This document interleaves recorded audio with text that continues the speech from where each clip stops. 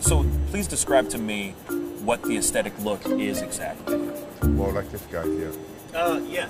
So we'll go ahead and bring Oh wow, you really have to come in here? like this guy. Is this No, is this really happening? He met the other guy behind you, bro. Like I don't know what you're talking about. I'm right into that bad boy. You can stay right there, behind the camera, behind the camera. No, see now that you got me jealous now. That's okay. That's not so fair. You're more in the category like Luther Arnold. Okay? My man. Yeah. Arnold Ferrigno. Huh? Okay. Aesthetic.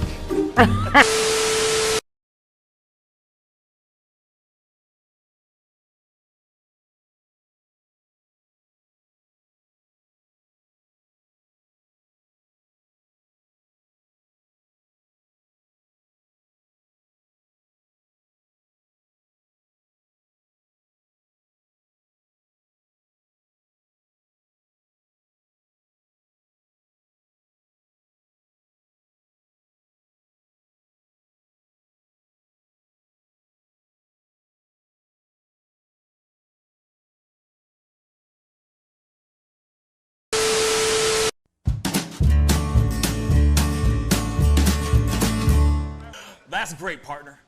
You two ever go out place everything in its proper place? That does not make sense, but we usually do go. We head to Kroger's, and we work. Oh, yeah. I've got a lady waiting for me back home also. She has the most beautiful scrotum.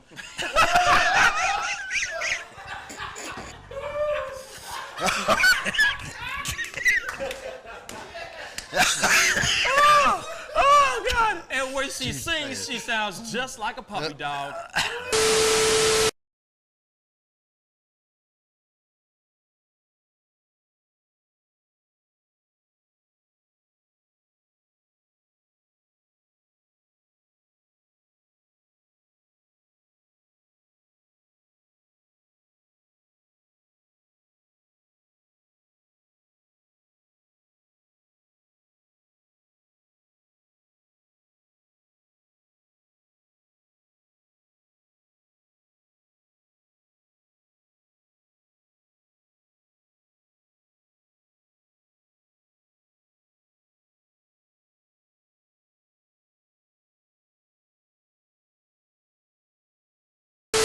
How do you nail a photo?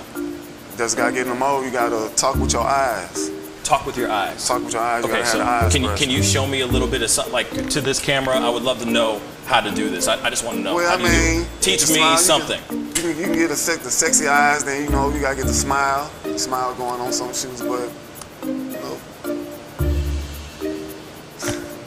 Wait, hold up. You got. I gotta when it's try time, this with when, you. when it's Hold time to on. laugh, I gotta try this you gotta with think you. of something funny and start laughing. Do it again. Do it again. How do you do it?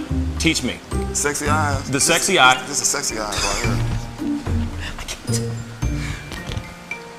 Smizing? Smile. So you're smizing. Smile. Okay. And then you gotta get the. No, I look like I need to take a poop or something.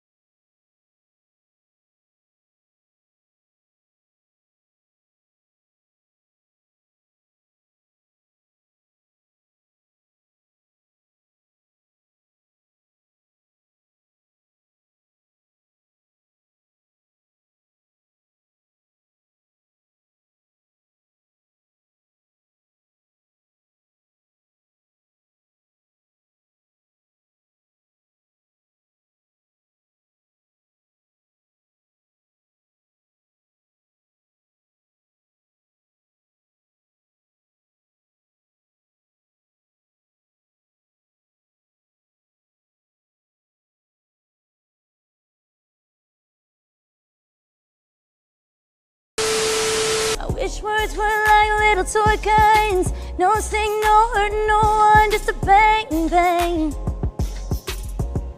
Right? Is that it? Yeah, it's something like that. Just a bang, Toy bang, guns. rolling off your tongue. Toy guns. It's no smoke, no Bang, bang. bullets. Water guns. All right.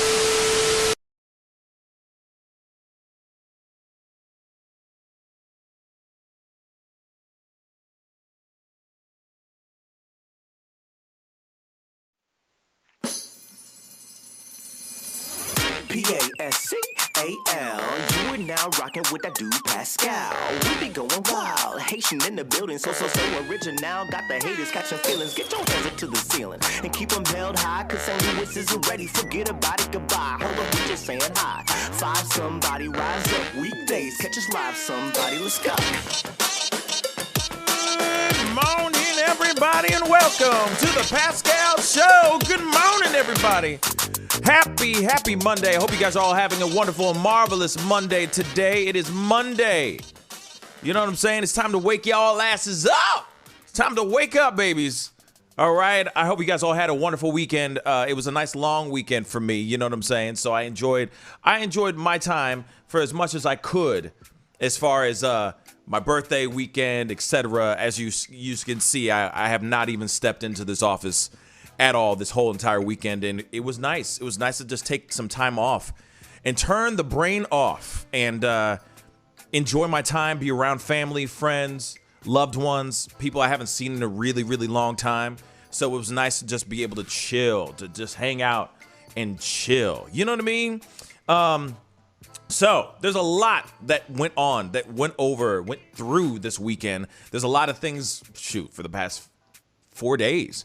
Because we haven't done a show since Friday, since Thursday, I'm sorry. So there's a lot that we need to cover, or at least the big stories of this weekend and over the past few days that I missed. So we most definitely have to talk about it, cover some things, man. And you can see right underneath the video right now, right underneath the live feed, there's a lot that we got to talk about.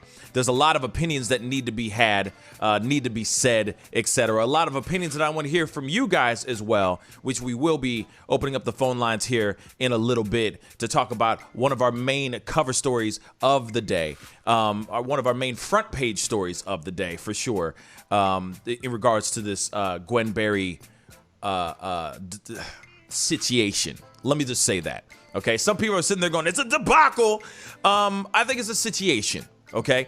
So we are definitely going to be talking about that and rapping about all that. And, of course, we got a whole bunch of other things like Chauvin's sentencing. You know what I'm saying? That thing dropped, and I was like, dang, I'm out right now. I can't even do a pop-up video. But, I was just like, you know what? I'm going to wait for the morning show on Monday. We are going to chop it up for what it's worth. You know what I'm saying? But anyway, before we jump into everything, and of course there's some body cam footage of a man getting beaten by a New Jersey cop, which is basically ridiculous, fearing for his life type of situation, the cop. And it's just wrong. It's all kinds of wrong. So we're going to be looking at that video as well. But anyway, before we jump into all of this stuff, David's in the house. What's going on, Brad? Hey, man. Everything's good. Had a busy weekend, too, though. Probably not as fun as yours from the sounds of it. But, yeah, we got a lot to cover today. There's, we got a lot of big stories that we have to cover since we were gone for a while. So that's what we're going to be focused on mostly. No doubt, bro. No doubt. There's a lot to cover, lots of discussions to be had. And I'm really looking forward to it because I missed getting on this mic and chopping it up with y'all and seeing my man's grizzly ass face. You know what I'm saying? So it's the beard. It's just the beard. It's just the beard, y'all. So I'm really looking forward to hearing from you guys, chopping it up, and talking about all this stuff. So, without further ado, we definitely need to jump into it. So let's do that. You know what I mean? Now, for those of y'all who are wondering, what's going on with this Gwen Berry situation? Well, I'm about to tell you guys exactly what the heck is going on, and it's pretty interesting. Okay. Let me pull this up for you guys real quick. Right quick. Bam! Here it is. Gwen Berry turns away from flag on U.S. Olympic trials podium. Says she was set up. Quote unquote set up. So hammer thrower Gwen Berry says that the playing of the national anthem while she was on the podium at the U.S. Olympic track and field trials was a quote unquote setup. Berry, as you can see right here, turned away from the flag to face the stands while the Star Spangled Banner played during the medal ceremony on Saturday. She then draped a T-shirt bearing the words "activist athlete" over her head. Having placed third in the hammer event at the trials in Eugene, Oregon, Berry earned a spot on the U.S. team for the Tokyo Olympics, which is great, all right, which get underway next month. This is what she said. "I feel like it was a setup. I feel like they did that on purpose, and I was pissed, to be honest," said Berry of the anthem being played while she was on the podium. "I was thinking about it. I was thinking about what I should do. Eventually, I just stayed there and just swayed. I put my shirt over my head. It was real disrespectful. I know they did that on purpose, but it'll be all right. I see what's up." Okay? So, U.S. track and field, the USATF did not respond to CNN's request for comment, but according to Reuters, it said that the anthem was played each day at the trials according to a pre-arranged schedule.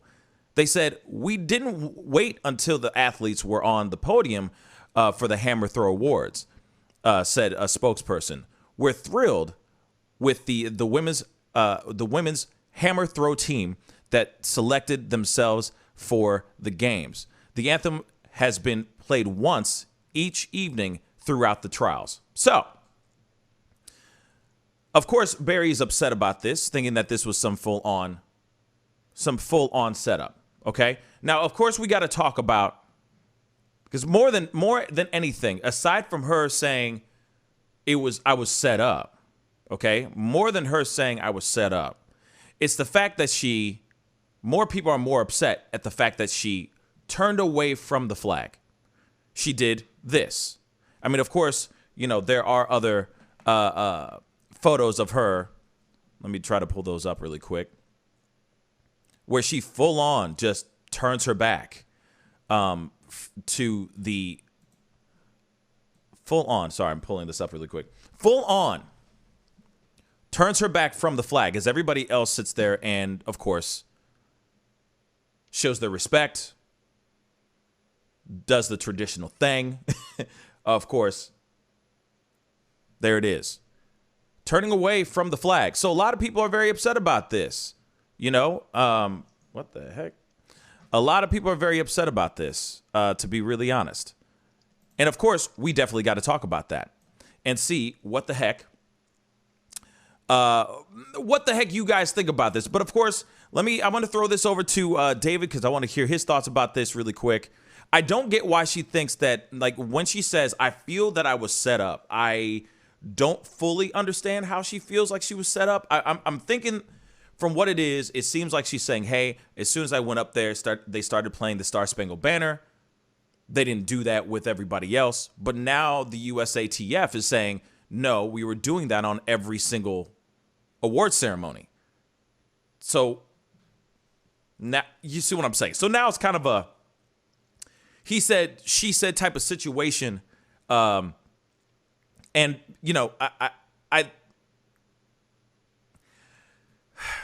of course I wasn't watching the show. I wasn't watching the event. I wasn't there during the event. In fact, I'm sitting here going, I want to see video footage of what actually happened. But I've been looking and trying to find footage of the actual event. And I haven't found anything as of yet. But I would want to see the footage before I jump all the way on and say, oh, she most definitely was, or she most definitely was not. You see what I'm saying? I want to see the Carfax. You see what I'm saying? I want to see the background story before I actually go, oh, how dare she? But I will say this, though, too, before I throw it over to David. I'm sorry. I will say this, though, too.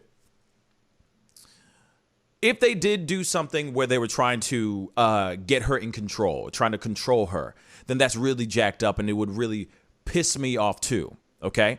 But in the sake of still being respectful to the flag and respectful to the country in which you are representing when you go over to Tokyo, because let's be real, you're representing USA, I feel like there could have been a better way of protesting and saluting at the same time. And I know some people hate the Kaepernick situation, but I feel like that was, in my personal opinion, that's more respectful than full on turning your back from your country's flag. That's what I think.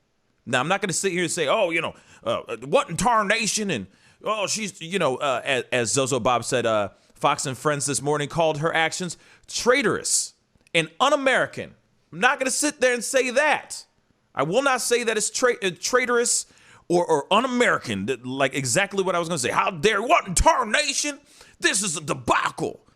But I do believe that she could have expressed herself in a different way and still be patriotic, still be respectful. Her turning her back from the flag, that is very disrespectful. I don't care what it is.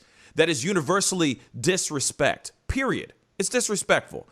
But I get what she's trying to say. Real quick before I throw on David and hear his thoughts, real quick, I'm sorry. I want to show you guys something. I want you guys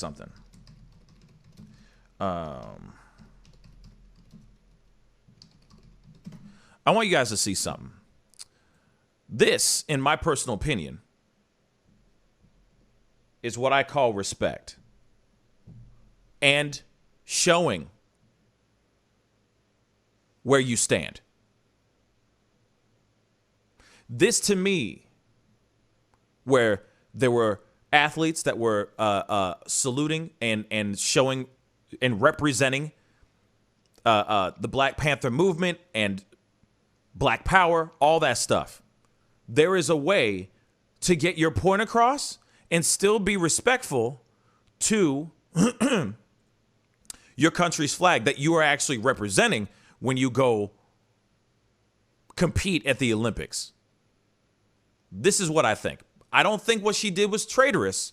I think what she did was, let's just say, a guttural, visceral reaction to something where she felt that she was being set up.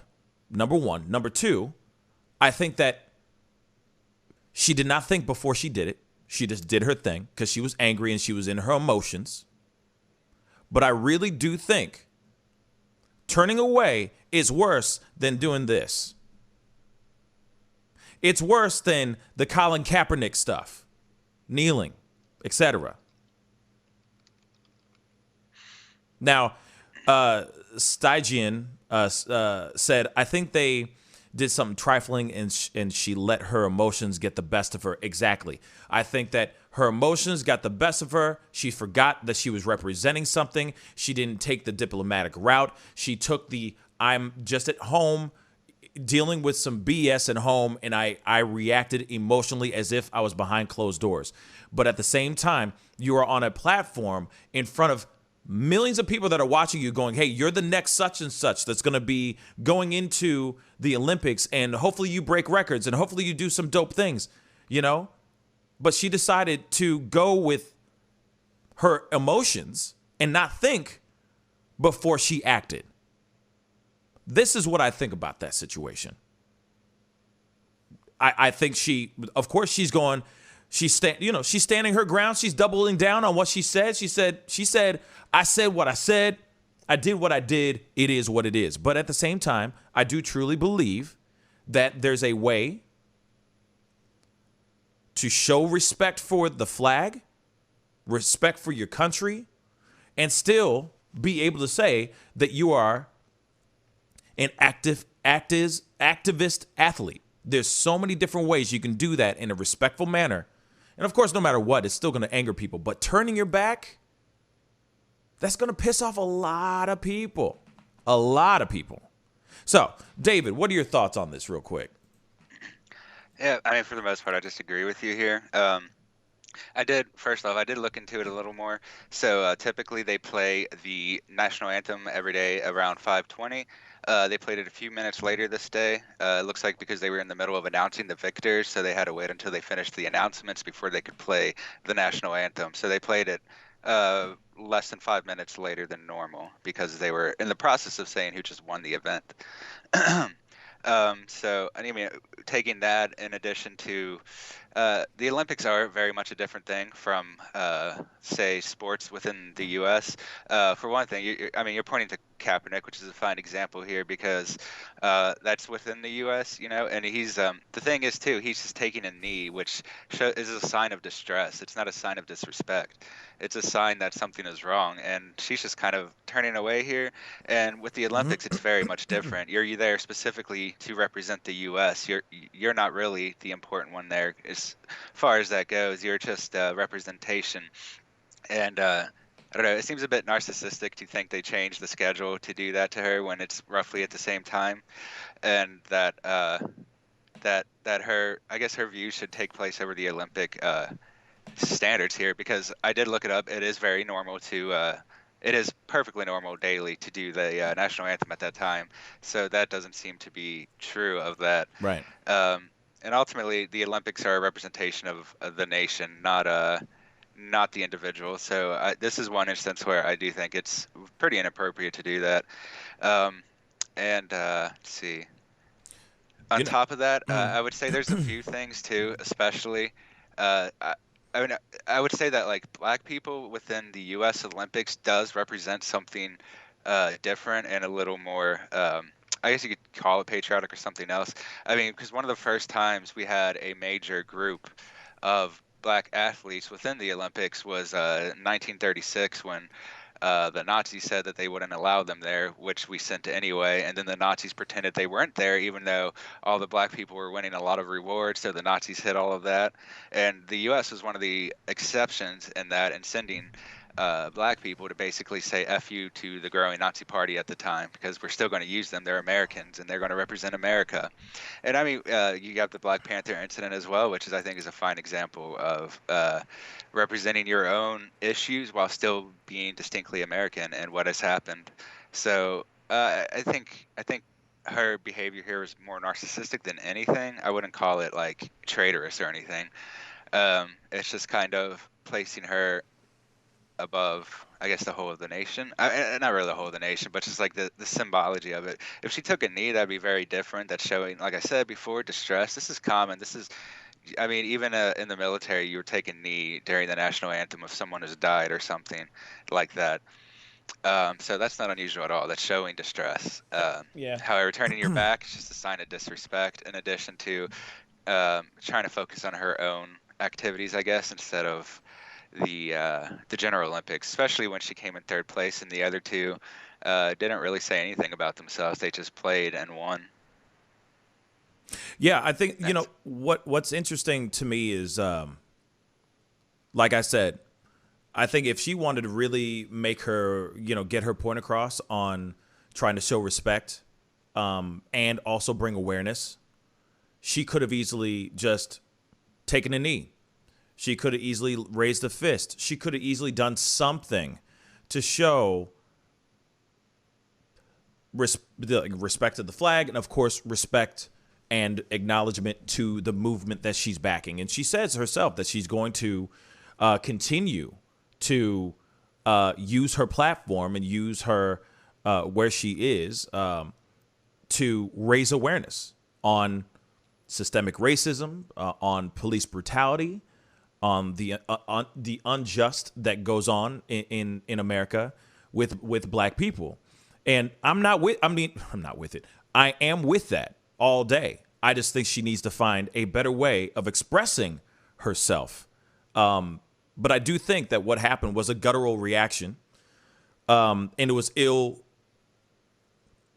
what's the word? Not ill-informed, but like it was terribly displayed, right? And I feel like if she had the chance to do that all over again, I think she would have done something different. You know, like I said, I think it was spur of the moment type of reaction. But there is something else I did want to say, too. Now, and I noticed that some other people were saying this, and this is very true. It's funny how we have people like Fox and Friends going after this woman, Gwen Berry, saying, oh, you know, that's, traitorous and unpatriotic and, you know, what in tarnation. But then look at what happened, you know, in January. The stuff that went down there. They didn't disgrace America. They didn't disgrace the flag. They were beating cops up with flags, with the American flag. Okay? There was crazy, traitorous, treason, terrorism, every T word you could think of on American soil in January. But no one really, like, it's so frustrating that the right doesn't want to talk about this, or they don't bring any awareness to this. And that's what's so frustrating. But they'll go to this one woman, an athlete, who's just bringing awareness. Now, like I said, it was poorly done, poorly done. And she probably, if she had another chance to do it, she probably would have done it correctly. And yes, not good. Not what she did was not good. But at the same time, they're trying to throw this one woman under the bus and basically say, oh, see, this is all the black athletes. This is what they're going to do. Look at that. Traitorous, unpatriotic. Yet you have January 6th to happen. People running around with damn nooses, freaking flags, Confederate flags, etc., beating the crap out of these officers and people who are trying to protect that building and the people inside it. And yet we don't talk about that at all. At least on the right won't talk about that at all. But they'll ride the hell out of somebody that may have done something that was a little tasteless, you know, poorly executed. But then suddenly this person is, be careful, these are traitors. They're the ones who are trying to destroy our world. That's ridiculous, y'all. Now, this is what's so frustrating as well.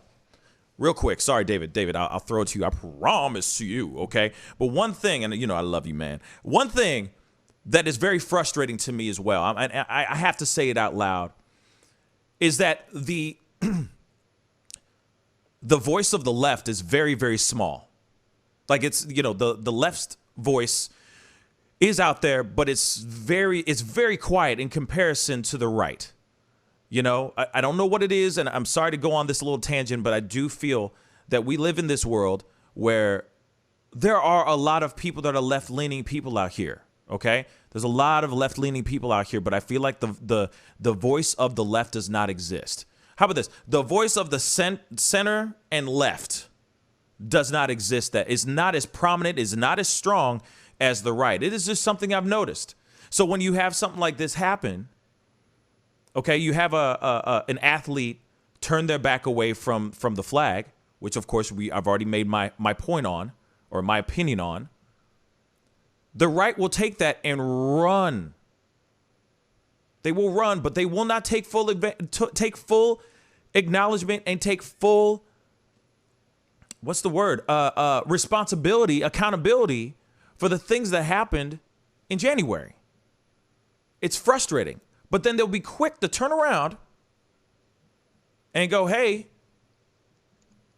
look at what this other person did over here. How unpatriotic, but you will not take time to look at what happened on the 6th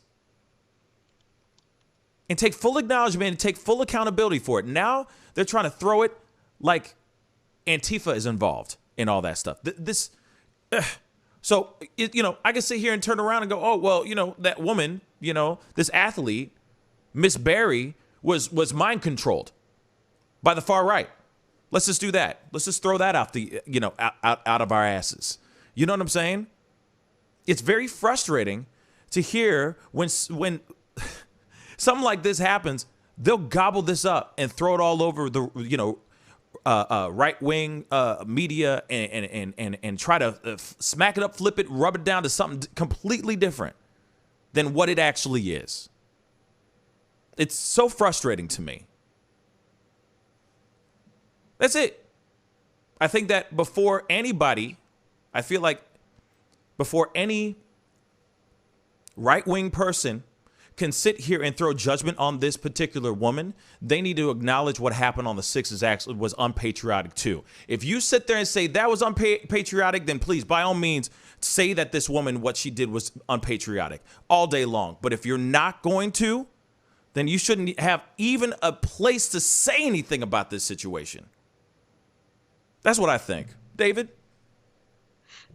I guess I somewhat agree here. So as far as the 6, I pretty much agree with what you said, that it hasn't been sufficiently addressed. And there was just a thing the other day that kind of annoyed me where they had one of the surviving officers on Fox News and they kind of just disrespected him and wouldn't let him answer the whole time. That's the worst thing of it I've seen, is that a lot of the right-leaning sources will defame the cops or ignore them over this issue. But ultimately, I just don't necessarily think that January 6th has anything to do with the Olympics here, and we shouldn't necessarily be using people that only focus on one thing as role models. Obviously, that is a problem with them, but I don't think tying January 6th to the Olympics is necessarily accurate, and we shouldn't be trying to act like people that ignore one problem and focus on another, as they're both problematic. Obviously, the 6 is much more problematic, but I guess I just don't see it directly linked to the Olympics. It was 6 months ago, and it's totally involving different groups of people. And I agree that it needs more focus, especially with how the right has been silencing all the officers that were there that day. But as for the Olympics, it wasn't even just a thing that only got focused, I would say, in the U.S. So her response drew pretty much international attention, and I think that is a big part of it. One of the things that I saw going around was immediately after, there was a flight of Italian supporters for the local Olympics, like in Italy. They ended up singing the U.S. national anthem while flying in response to that. Interesting. There's a few African Olympics who ended up singing the U.S. national anthem. Yep. So it's one of those things that drew pretty much negative response across the world from people that would support or not support her otherwise. So yeah, as far as that goes, I think that's a big part of it, is that it wasn't just the U.S. that thought it was strange, but there was the whole part of the whole international process behind the Olympics that thought that there was something odd about it, I guess, and that's why there were so many foreigners singing the U.S. national anthem that day. And there is, I mean, at the same time, we had pretty much a revolutionary day in Qatar because they sang the Israeli national anthem for the first time ever because they won the Olympics there. And I thought that was a good sign where all the Qataris who a year ago would have been arrested for that stood up to the Israeli national anthem in pride of their foreign competitors there, which I thought was kind of heartwarming, to be honest. So the way different people respond to this will change throughout the world. But however, I just think her response was not just, like I said before, basically, she didn't take the knee like Kaepernick did, which is a sign of respect. She just turned her way and didn't participate with the others. Word. And not only that, but she was just kind of taking a lazy stance the whole time, I think. And yeah, like I said, I don't think she knew what she was doing. I think she just she was shooting from the hip, you know? Like I said, I am not justifying her actions in regards to what she did. Like I said, if she was planning on doing something that was going to show activism or respect to something, she didn't come up there planned. Like that was all improv. She was just kind of like, what am I going to do? What am I going to do? What am I going to do? And she could have easily just raised a fist, taken a knee. There are some things that she could have done rather than just turn her back away from the flag. That's why everybody's losing their damn minds. You know, I think it was ill prepared, or like I said, just poorly done. a poorly done representation of, because like you can't tell me that she was saying that she was trying to show respect and trying to bring awareness to the injustices that go on in this country by just turning her back from the flag and swaying back and forth. That to me seems like she didn't know what the hell she was doing, but she was like, I'm going to do it like this though. I'm doing it for these people. I'm doing it for my people. And I get that part, but that was not prepared. That was not a prepared stance, movement. Like I showed before, Black Panther movement, they threw their fist up. They stood still as the national anthem is playing. Colin Kaepernick and all the other players that have followed in suit have taken a knee in solidarity and their stillness. But then when you start with her, when you have the flag going, you're there. It's the Olympic trials. You're about to go to Tokyo, baby. Third place, but still an amazing feat to have. The national anthem's playing, and you're just doing this stuff, hand on your hip, just turning your back and all that. That is not prepared, and that is not showing any type of solidarity towards anything. That just shows that you were just pissed off, and that's it. But like I said, she could have done, I'm not going to sit here and say, oh, she's unpatriotic, anything like that. Not at all. I think she's patriotic. She would not go and represent her own country if she was not wanting to represent her own country. But I think what she did should have been more prepared. If she was going to do that, and like I said, I don't think she was going to do that until she actually went up there and she goes, they're playing the Star Spangled Banner. Man, I have been set up. I've been hoodwinked, bamboozled, led astray, and then that's when she starts doing this stuff like, what am I going to do? I'm just going to stand here. That's what I'm going to do. I'm just going to stand here. I'm not going to put my hand on my heart. I'm just going to stand here. That's literally what it was to me, just from the photos. But like I said, I would love to see the video. I would love to see a video clip of her actually doing this, just to see how she was, you know what I mean? You know what I'm saying? Just to see how she really was reacting to everything. Was it an attitude before she walked up to the podium? You know what I'm saying? Or was it right when she got on the podium? She just went, "These mother lovers are trying to do this to me right now. Now I've been set up. Y'all set me up. Okay, what am I gonna do now?" And maybe she forgot about the knee. Maybe she forgot about putting up a fist. I don't know. But like I said, it was random, guttural, ill-prepared, poorly executed, and now people are talking about her. I think next time when she gets to Tokyo and she does her thing, I think that she is going to have a better reaction or a better gesture. She's either going to genuflect or she's going to put her fist up or something. It'll be something that's more prepared. Yeah, Chuck Diesel said, hey, I think she reacted the way she wanted to. Facts, she did. But I think it was poorly executed. And, go ahead. Yeah, there's two data points, I guess, that really kind of support that idea. If you look at BLM support, for instance, it's at its lowest it has been in over a year. About 6 months ago, it had a net of 45% support, and right now it has a net of about 3 to 4% support. Yeah. So it's drastically been changing over the past 6 months, and I don't know why what's causing everyone to change their mind. My brother, you don't know? You want me to tell you the facts? You want me to tell you the story?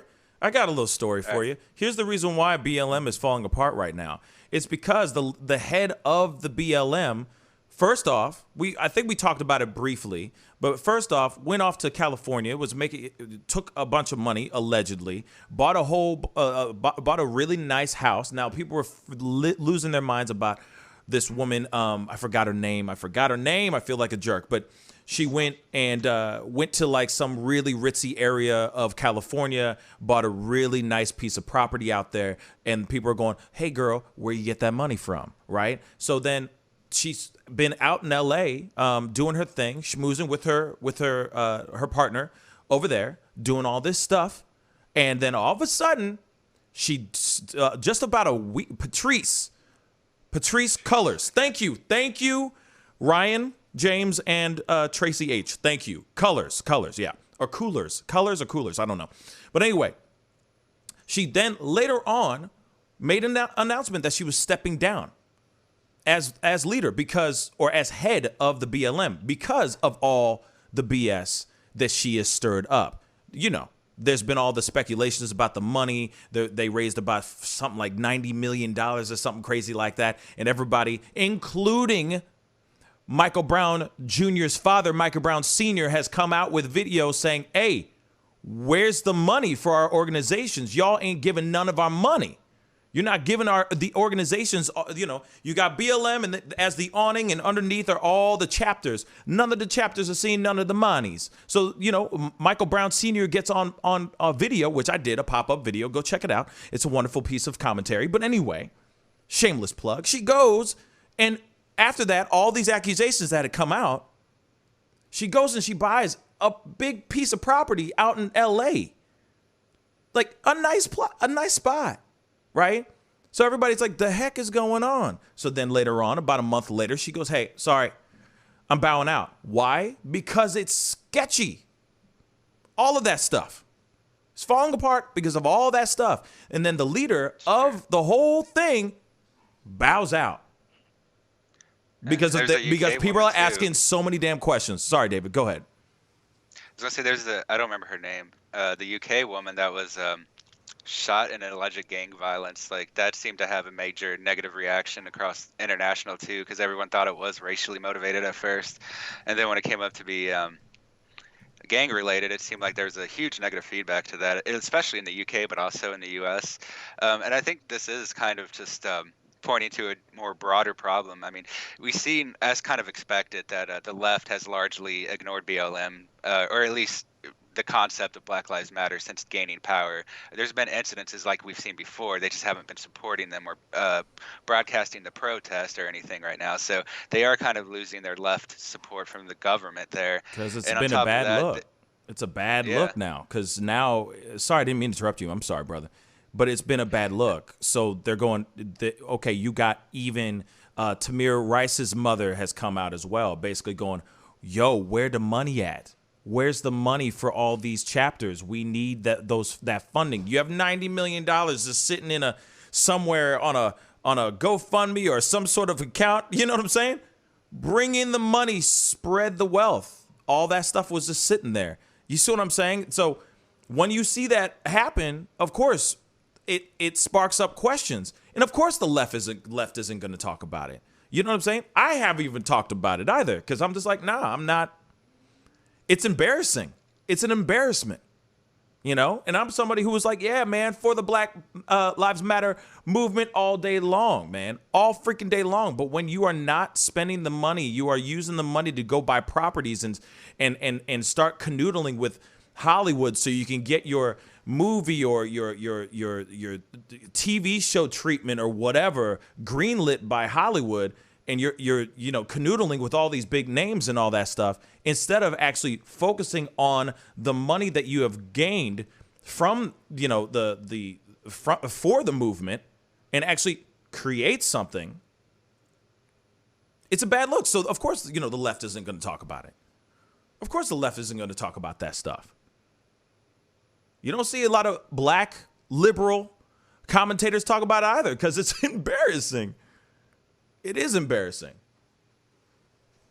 You know, sorry to say, but it's the facts. That's why BLM is not being thrown in the forefront. And also, Tokyo's not even going to allow it either.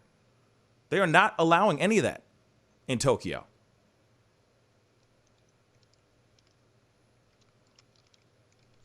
So it's a crappy situation with BLM. That's why you notice people are still saying BLM. People are still saying Black Lives Matter.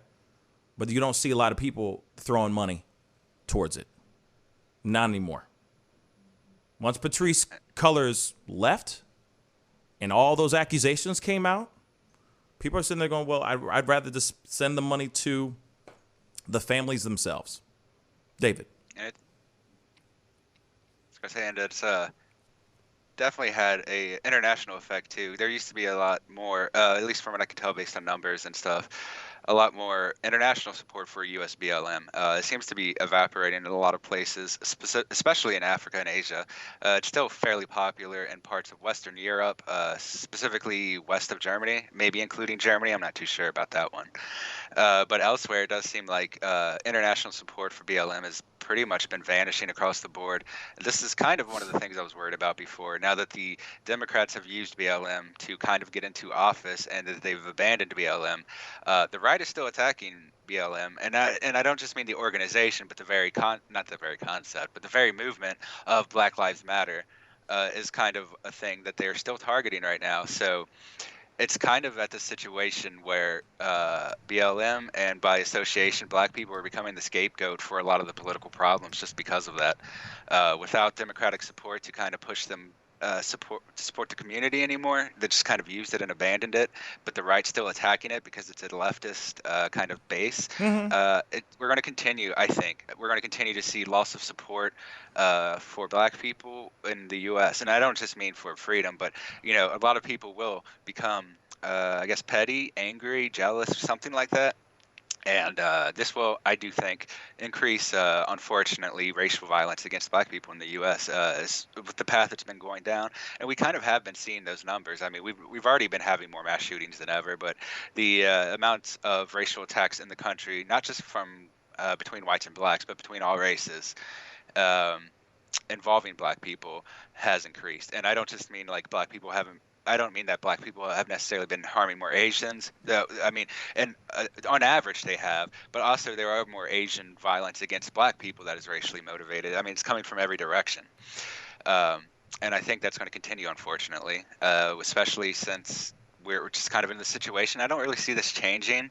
So it's going to continue to be a media and kind of PR thing to push people like incidences like this. But when it comes to actually making any meaningful changes or any meaningful coverage, that's not going to happen. It's only going to be surface level. And then it's going to be abandoned so that the other groups can focus on it negatively while they just while the people that did celebrate it kind of accept their applause for a short bit before they move on to the next thing. Yeah. Like I said, and then, of course, it'll be a new focus on something else, and it'll obviously keep going and going and going. And unless BLM is able to restructure, come together, restructure, find a better way of getting this done, finding a better leader that could kind of revamp things. But for right now, yeah, I mean, the right is going to run on all this stuff. Also, they're going to run on all this stuff up until the 2024. They're trying to put the seeds into our minds, especially right-leaning voters' minds, so that when it comes to election, one, that possible candidate has something to lean on and push a certain agenda and a certain agenda and narrative to push into our brains, into potentially and also hardcore conservative voters. So, of course, they're going to plant their seeds now. So it grows into a very strong ass oak tree of just narratives that everybody on the right and all those potential right-leaning voters will be able to lean on those facts and those narratives. So when it comes to 2024 and election or re-election time happens, the right has something to lean on, has something to spout out and throw in our faces. So they're just creating their narrative now. They're getting things ready now. What else is new? They're all just waiting for 2024. It's very, very interesting. You know what I mean? It's just very interesting. It's very interesting. But that's why you say, that's why you see something like this with what's going on as for a fact, the right is going to gobble this up and try to turn this woman into another Colin Kaepernick situation. And it's like they're trying to find some ways of doing whatever they need to do so that they can keep their lights on in right-wing media. But at the same time, I've noticed there are more, like I've said before, right-wing media is a very big and powerful voice out there. I do believe that the left-wing voices out here, the commentators and all that, I feel like they are less and less, they're more and more quiet than ever before. I do believe that, and I'm sorry for going on that tangent, but it is real. I do believe that the left-wing voices are minimal in comparison to the right-wing voices. There are more and more conservative, like I'm just going to use this as an example.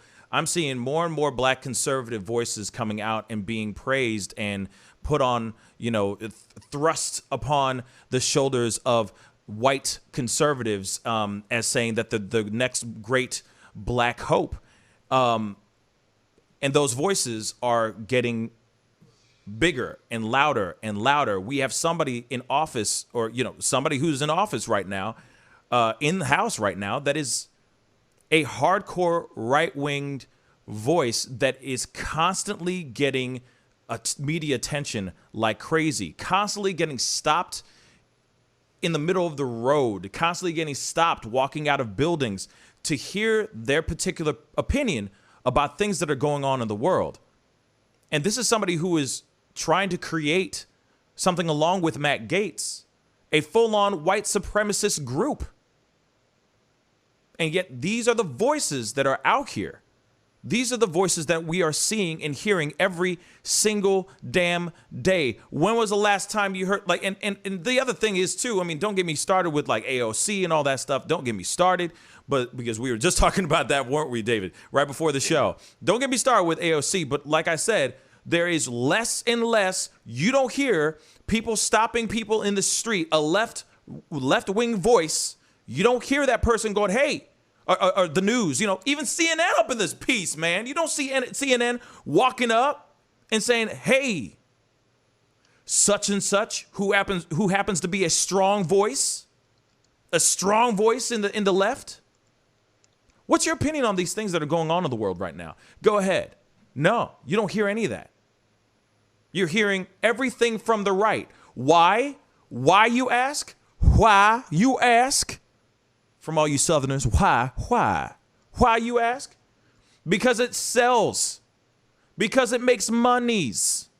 Because CNN cannot live without the right extreme voice. Where's the left extreme voice? You hear about the left extreme voice, but you don't see it. Where is it? Even the voices in between, okay? Even the left voices that are in between, that are maybe a little bit more, what's the word?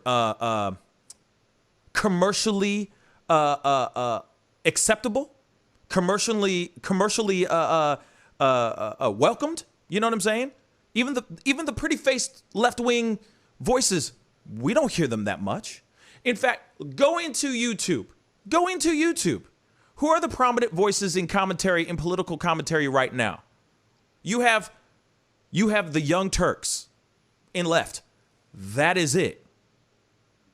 Even they are having huge conflicts with other, I guess, smaller leftist channels, but still left channels like Pac-Man and a lot of the other ones you hear about a lot. But like they're I starting said, to infight with the Turks now too. Like they're just infighting on the left is what it seems to be now. But what's funny is that you barely have voices out here. Like, yeah, you have your Pac-Man, you have your secular talk, you have your, the Young Turks, like I said before. But that's about it, bruh. That's basically about it. I don't know any black. I don't even know any black liberal commentators on the YouTubes. I don't. Oh wait, sorry. Okay, I take that back. Ben Dixon. Forgot about Ben Dixon. But that's what I'm trying to say. Clickbaity Political Thirst Trap is a really great show. I know that they parted ways from Benjamin Dixon, and now Benjamin Dixon does his own Like It or Not, and then they still do their Clickbaity Political Thirst Trap, which is a great show as well. But like I said, but there's few extremely the Pascal Show, shameless plug. Okay. But at the same time, there's not a whole lot out there that are just thrust into that realm. You see what I'm saying? So that's what I mean by like it's rare when you hear the left speak. You know what I'm saying? You know what I'm saying? And that's just my personal opinion. There's Hassan Abi, who also is really great as well. Extremely well informed, extremely intelligent. He's basically like a spinoff from the Young Turks, right? But like I said, the voices out here that we do have, they're very few and far between. I can rattle off like 10 names right now on just right-wing conservative, like right-wing commentary. And they're big, huge names. Huge. Millions of followers. Millions. Like I said, the voice for the left does not exist, is not as strong as it used to be. And that's why, like, that's why you don't see people pull over AOC for her opinion about things. You don't. You don't see Fox or MSNBC. You don't see mainstream media channels, networks running after these people saying, hey, they're running after MTG. You know what I'm saying? They're running after hardcore conservative voices, but they're not running after the left. I just don't get it. Are we really so liberal that we're that weak? That doesn't make sense to me. I'm not sure, but from what I've noticed as well, it pretty much agrees with what you said. I haven't created a chart to be completely accurate, but I've noticed at least, I would say, 8 black and not conservative per se, but black YouTubers who are either conservative or moderate with some conservative tendencies that have all exploded over the past year. And that's disregarding the major ones that we've already talked about in the past. So I do agree, as far as the market goes on YouTube, black conservatives are very successful. And like you've said, I've looked around. There's a few that were mentioned in chat that I haven't seen yet that I will check out. But for the most part, I've not seen any black liberal videos. And how YouTube offers all these videos, and constantly when I'm looking at conservative videos, it offers up black producers on the channel. But if I'm watching a bunch of left videos, like if I'm going through Young Turks, Pac-Man, Majority Report, and all that, I never see YouTube suggest to me to go watch a black broadcaster or a black YouTuber. No. Maybe it's just the way the algorithm is, but as far as YouTube presents it to me, black liberals don't really exist. It's only black conservatives. Isn't it weird? Because it's almost as if as soon as a black liberal, there's also, I forgot his name. I think his show is called Undisputable. I forgot his name, but he's also somebody who's starting to blow the F up right now too. But you got, but like I said, you got all these commentators that are out here, and you're absolutely right. Because here's the thing. White people want to feel safe. White people want to make sure that they're not being racist. So, of course, and we've said this a million times before on the show, and I feel like this has been said a million times on every other person's channel that's talked about black conservative commentators. But I feel like a lot of white people, sorry to say it like that, or generalize like that, but I feel like a lot of white conservatives want to feel that their opinions are not just fully racist. So they listen to a Tatum, a Lucas, a Logan, a Shapiro, well, not Shapiro, he ain't black. I'm trying to think of other people. Jesse Lee Peterson, right? I think it's Jesse Lee Peterson. But like I said, when you have somebody who says, we should appreciate slavery because our masters were good to us. We had it good when we were slaves. And a white person's hearing this and they're going, oh my God, thank God. It's coming from a black person, so I'm safe. Kind of bad. But that's welcome to the world that we live in. White people, white conservatives at least, want to feel that they're in an echo chamber. And also, when they're in the echo chamber, and I know I'm generalizing, but when they're in this echo chamber and they have black people that are in that echo chamber too, they're going, wait a second. Oh, I'm not racist. If it's coming from this black dude here saying that my thoughts on this are justified, then I ain't racist. Cool. You see what I'm saying? Like, and it's just, it's sad. It's sad because they want to have that echo. They want to rest their head ever so gently on their pillows before they go to bed and know that their thoughts on a video on police brutality or a moment in time that was extremely racist or unjust is justified if they listen to the Lucases, the Tatums, and the Logans of black conservative commentary, you know, or Jesse Lee Peterson. Holy crap! But that's a whole nother conversation in itself.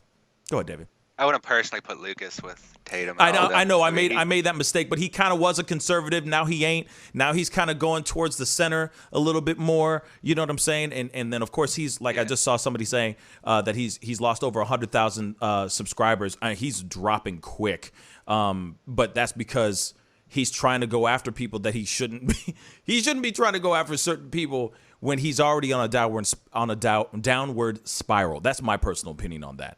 You know, you don't go after Tatum when he's got stands over there and then have Tatum basically send all his hounds to you. It's a bad choice unless he just wants to see how quickly his YouTube channel could crush to the ground. I mean, it's just insane to me. You see what I'm saying? Just absolutely insane to me, what he's done. But at the same time, that's his channel. That's his business. He do what he want to do, you know. And he does have his own stands as well. But that's another conversation in itself. So, you know, I just wanted to say that out loud because it real quick. And David, thank you for letting me go on this little tangent here. But I do like these tangents sometimes. I just think that what sucks is that we do have so much potential on the left voices. There are really great commentators out here. There are really great content creators out here that are on the left. And yes, I know there's a lot of people are on the left, a lot of liberals out here. But at the same time, though, this left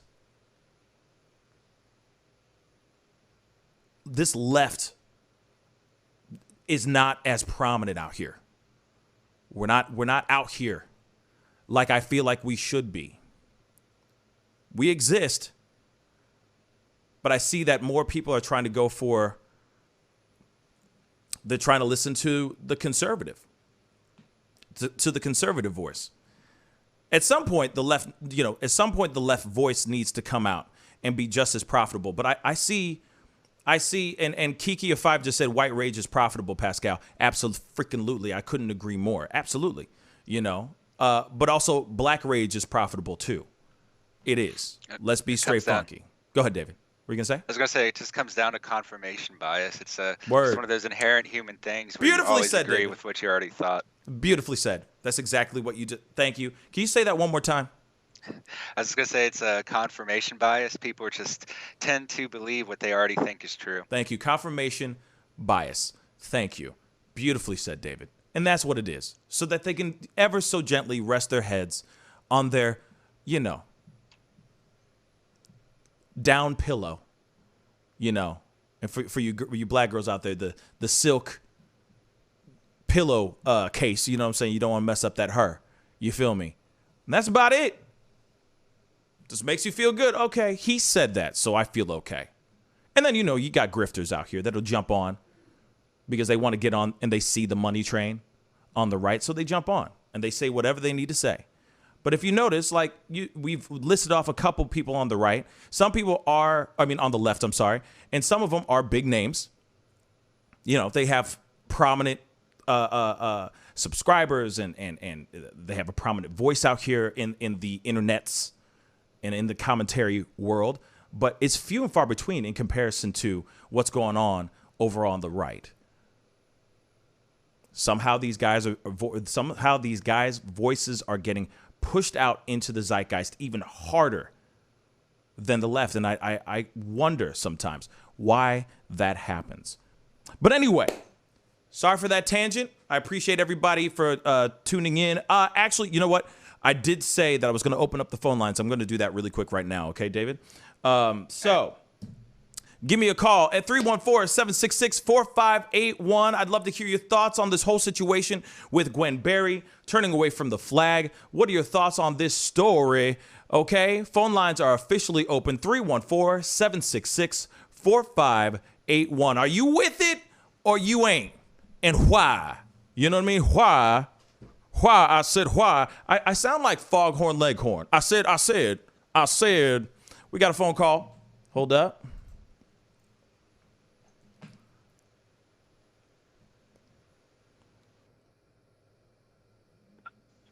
Hey, you're on the mic with the Pascal Show. What's your name? Where you calling from?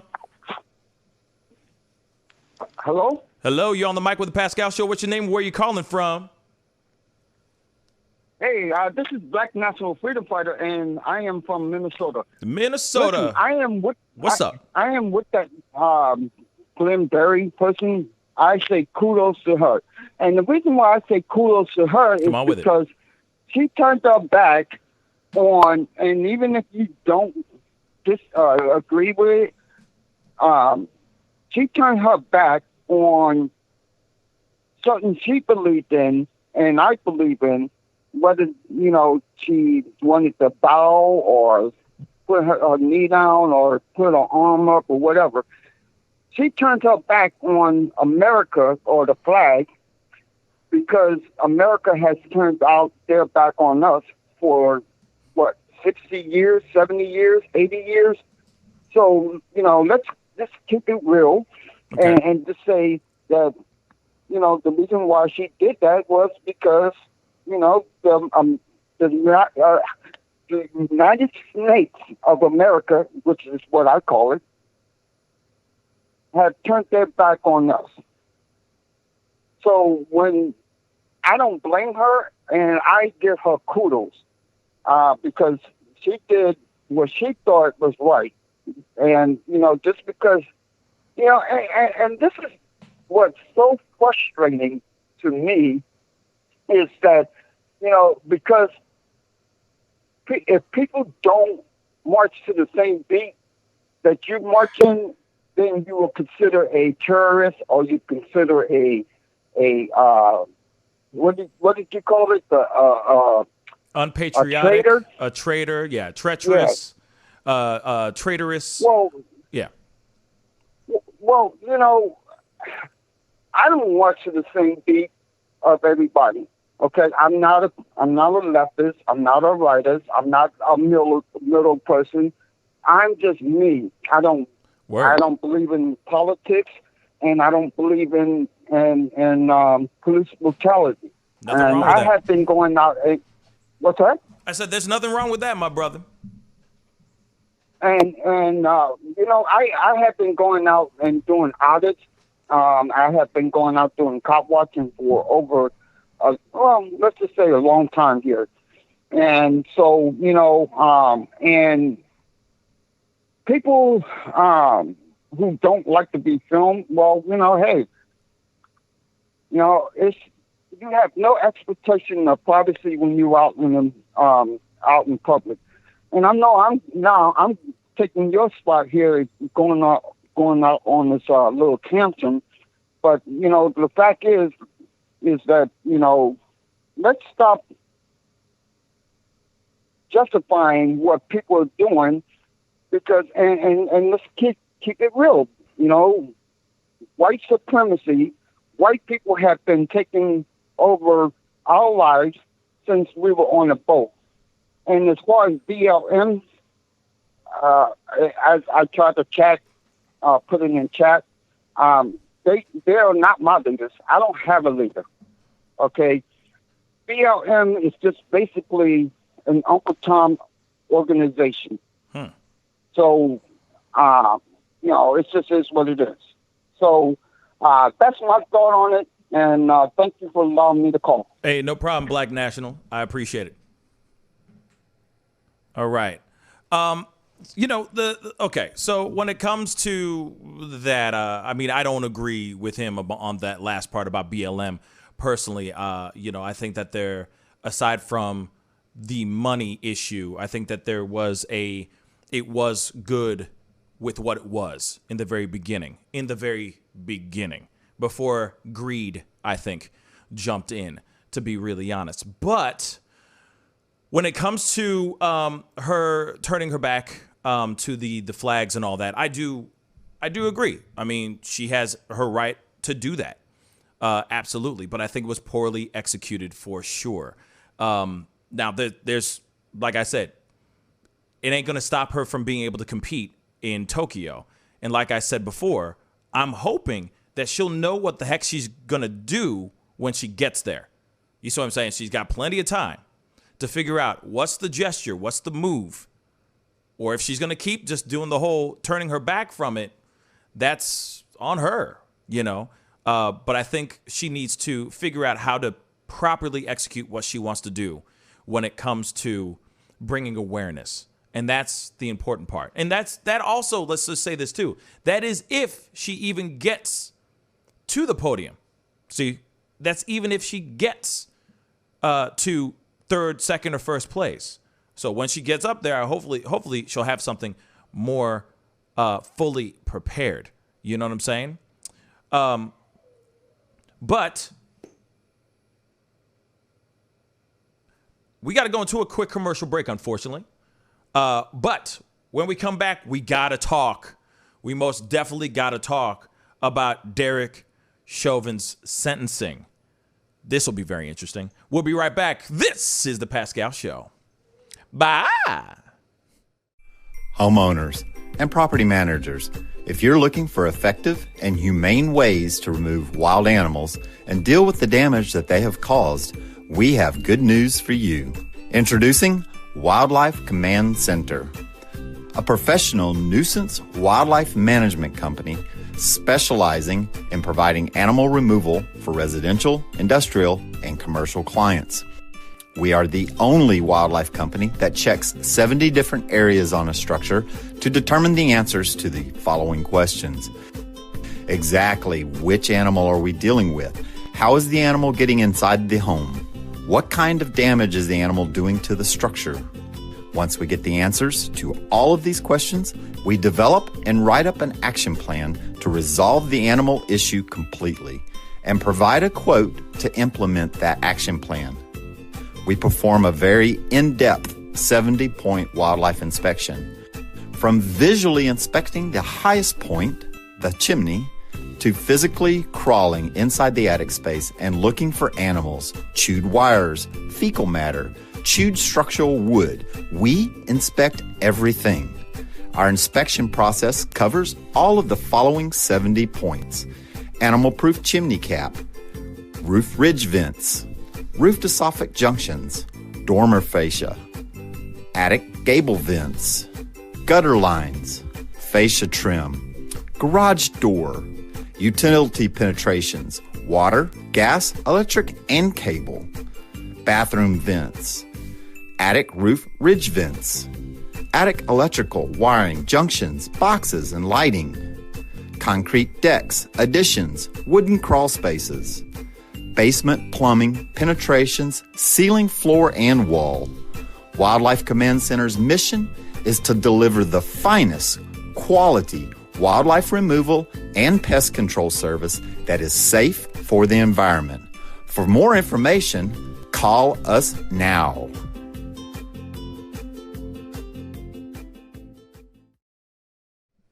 Hey, welcome back, guys. Thank you guys so much for sticking around, being a part of the conversation today. If this is your first time checking out this show, as always, be sure to hit that subscribe button. I do this show Monday through Friday, 9 a.m. Central Standard Time, so be sure to crush that subscribe button. Don't forget to hit that like button down below. The conversation has been pretty damn on fire today. I'm going to keep it straight funky with y'all. This has been really a really great conversation, okay? So please, most definitely hit that like button down below. Don't forget to hit that. I really do appreciate it. And of course, there's that join button down below in blue. Please go crush that join button. $4.99 a month, like I said, is less than $5 a month. Helps fuel this channel so I can keep giving you guys your stories, your conversations, your controversies for the day. Anyway, we got to jump into this next story. And this one obviously happened over the weekend. And this is a big story. All right. Derek Chauvin, as we already know, was found guilty in regards to the murder of George Floyd, has now been sentenced. And he has been sentenced to 22 and a half years in prison for the murder of George Floyd. Now, there's a lot of people that are in their feelings about this story, no doubt. And let me show you little Derek Chauvin real quick. While he's getting the news, getting the stories. Okay, as you can see right here, Derek Chauvin. This is when he's getting sentenced to, getting sentenced to 22 and a half years. Okay, in prison. All right. Now, there are a lot of people on both sides of the fence that are feeling either one way or another. Everyone's saying, some people are going, he's getting exactly what he deserves. Well, there's three sides, right? Some people feel like he should not be charged at all. He should have been able to walk, etc., right? So there's that side. There's that obvious side. Then there's the other side that feels like, nah, he ain't getting enough. He ain't getting enough. As I saw Debbie, good morning, Debbie. Debbie even said life and nothing less. There's that side. And then there's the other side where people are sitting here saying, he got what he deserved. That, hey, I expected him to get less than 22. He's getting what he got, etc. Especially given the fact that George Floyd had a history of drug abuse, etc. But you cannot fake the funk that Derek Chauvin had a part in the death of George Floyd. All right. And that video, of course, you can't unsee it once you see it. Right. So, of course, we have definitely got to talk about this all day long. We got to talk about this. Now, one thing I'm going to say is this. OK. One thing I'm going to say is this. I do feel like it's not enough. I do feel like he should have been buried under the prison. But I will tell you this, though. That dude ain't coming out of that prison. And that's facts. So as much as we sit here and say 22 years and he could probably get out in 15 or something of that sort, don't mean a damn thing because he ain't walking out of that place alive. He's going to go in there for 15 if he's on good behavior. And if he's not under some sort of protection 24/7, this man is not going to walk out of that prison alive. I repeat, this man is not going to walk out of this prison alive. So even if he was to take life, even if they were to give him life and say, hey, the rest of your natural life, you are going to be in prison, he still wouldn't last that long. They're going to get him. They're going to get him inside that prison. Guarantee you that. So it doesn't matter if he got 22 years or 5 years, my babies. This man ain't walking out alive. David, thoughts? You're muted, buddy. Yeah, I mostly agree. I just said this in chat, but I haven't verified this completely, but from what I have read, you have to serve at least 80% of your sentence within that area. So he will be serving at least about 17 years, even if he does get it reduced. So he won't be up for parole for 17 years. And like you said, there's a very good chance he will not make it out. Though I do think they will be putting him in some sort of isolation or special imprisonment so that he doesn't get killed, because I mean that is a legitimate risk with him, to be completely honest. So I'm sure they will want to not have that happen. At least the police won't. I mean prison guards aren't police, but a lot of them are ex-police, so I would think that most of them will still favor him and try to kind of keep him safe. Yeah, I mean, and I get that. I'm sure he's going to have full court press when he gets in there, but at the same time, he can't have full court press every single day, all day, every day for however long he's in prison for. Even Epstein Even Epstein somehow lost his life. Okay? Even if He it was, did, and he said it was going to happen. even if that was self-inflicted, because I can't say the word, even if it was self-inflicted, or if it was something else, if it was somebody else, those cops walked away. They all got to take a piss break. You know what I mean? They all got to go eat. They all got to go and do their thing. I'm telling you, somebody could do a Kansas City shuffle where everybody looks left and everyone goes right. You know what I'm saying? Where everybody looks left and they go right. You never know. You never know. Kiki of 5 said, I give it 18 months. Facts. Like I said, I don't think he is going to last very long. No offense to anyone. Not trying to offend anyone that is a fan or a supporter of Derek Chauvin. But at the same time, these are the breaks. And this is what's going to happen. He's going to walk into that prison, and it's only a matter of time. S. Mount said, and when is he up for parole? It looks like about 12 to 15 years in. So that's if he even gets through the 12 years. Let's just be real. So to me, I'm going, okay, as much as everyone's going, I'm upset. I'm pissed about this situation. How dare they? This is not fair, so on and so forth. Just saying. Just saying. It is only a matter of time. And he has to dodge all that crap. It sucks, but that is the truth. That is the absolute 110% truth. So I know that everybody's angry. Or I'm not saying everybody, but there is a vast majority that are just like, he should have gotten life. But like I said, do you really think he's going to get through it and survive? He has a hit on his head as soon as he walks in. And that is the unfortunate side of it. And I'm not sitting here I'm not wishing any ill will on this man. But at the same time, those are the facts. So, just saying that out loud, just saying that out loud.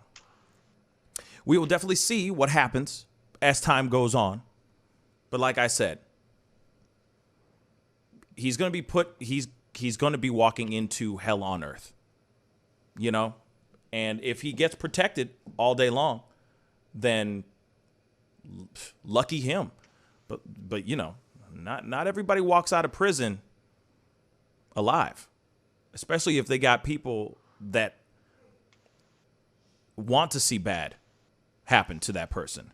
DOA said he'll be protected by the biggest gang in prison, the prison system itself. Now, if that is the case, we will see. But you can protect somebody all day long. That doesn't mean that person doesn't sneeze and all of a sudden, something bad happens. You feel me? Just saying. Yeah. I was also going to say that, so right now he's in a max prison. It's quite possible if they do want to keep him alive, which I assume they do, they'll put him in a supermax, because in a lot of times in supermax you just never encounter other people, especially if they put you in your own cell. I mean, it's something to average, like you can have like a half hour of community time. So maybe they'll put him in a supermax and he'll just be by himself for the next 12 years. Right. And that could be it too. That could very well be it too. And then lucky him if he gets through that. But even so, he gets out. Let's just say he gets out. You think he's going to have a good life? No matter what, he will always be in prison. Let's just say, let's be real. He is going to be serving life he's going to be serving life forever. So even if we got him, even if he got 22 and a half years instead of full on life in prison, no matter what, he's going to still serve a life sentence. If he comes out of that place alive, right? If he survives and he gets out alive after 12 to 15 years on good behavior, and it has to only be on good behavior, right? That he walks out early. He walks out 12, 15 years later. You think anybody's going to give him a job? Like a substantial job? Didn't his wife felony on his record? Right? Didn't his wife already file for divorce on his ass? Doesn't she not want to have anything to do? She's trying to distance herself from this man. He's already screwed. Like I said, he's already going to be spending life in prison, not only in the prison of his own mind, but also prison with life. Everyone, he literally has the scarlet letter like etched in his chest. He is screwed for life. For life. He's going to have to try to find some place, live off the grid, live off the fat of the land somewhere. You know what I'm saying, David? Yeah. So it looks like for his prison sentence, based on the standards, he'll have to serve just a little bit over 15 years, maybe a couple weeks after that, before he's eligible for parole. Exactly. How many years? One more time?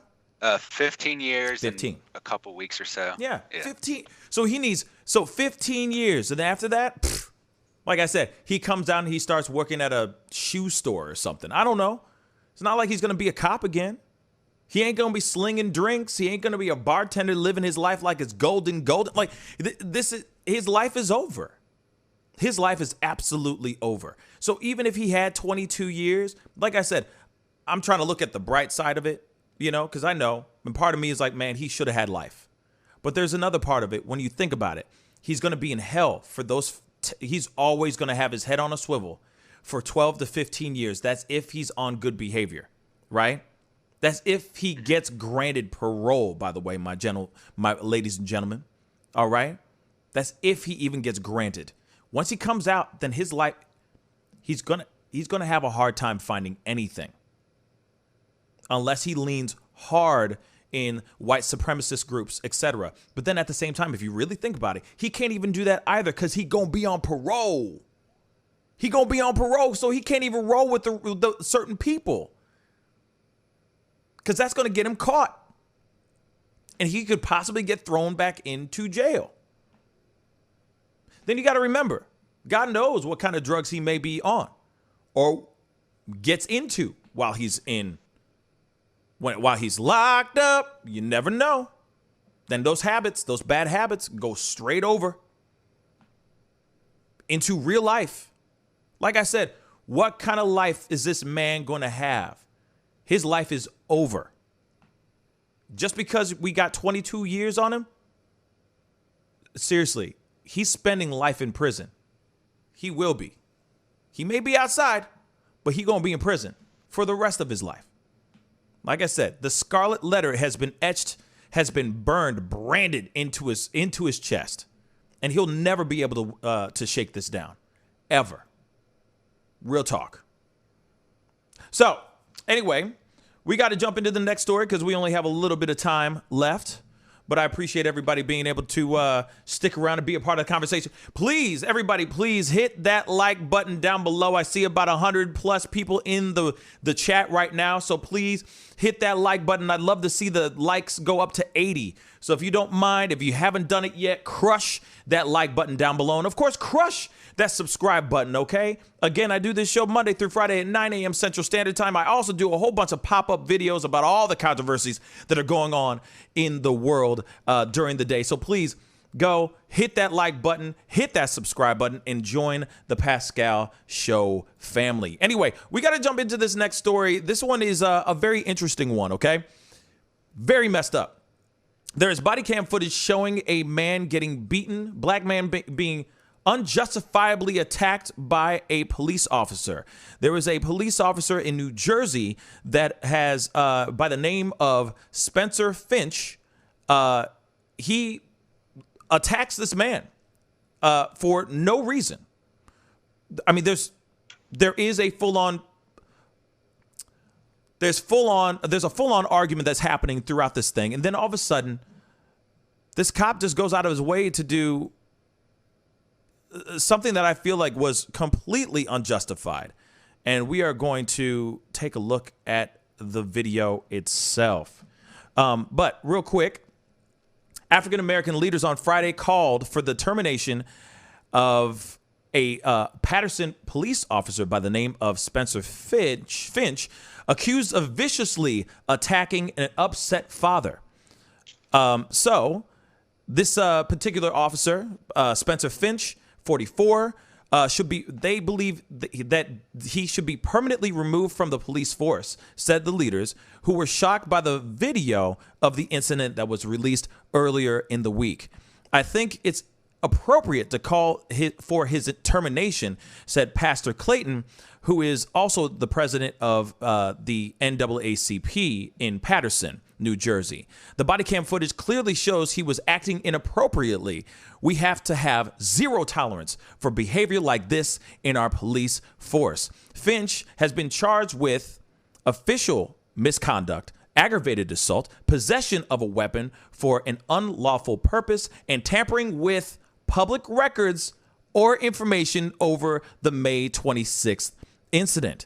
Now, the mayor released the video of the incident on Wednesday, and so the county prosecutor's office had declined to release the body cam footage in response to a Paterson Times request on June 16th. The video shows the victim in a narrow hallway, deep in an argument with someone about his children. And so, of course, we're going to take a look at this video ourselves so we can assess what really is going on and find out if this particular Officer Finch or ex-Officer Spencer Finch is justified in the way he treated this situation. Let's take a look.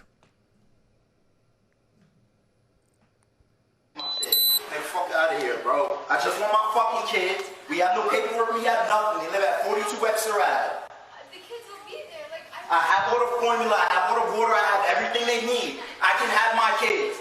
She works tomorrow, I already called that at work. I don't work tomorrow, I can have my fucking kids. Alright, let's talk to her real quick. We're gonna talk to her. Oh, like, this is the third time she took my fucking kids from me, man.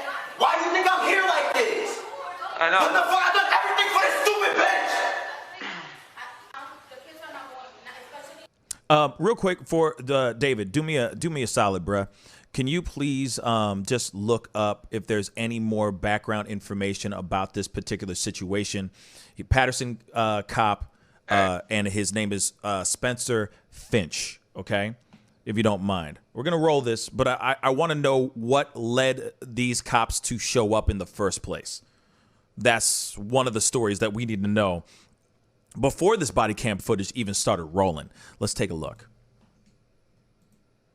Fuck you, bitch! You can't even take care of your own fucking kids! Why the fuck you think the bitch came and lived with me? When did I kick her out, you stupid bitch? Suck my fucking dick, nigga! Yo, come on. Old ass bitch, you disrespectful, got no respect for your bitch ass. Man, come on. That's why your last nigga dragged your bitch ass across the floor. Come on, bro. Come on. Hold on, real quick.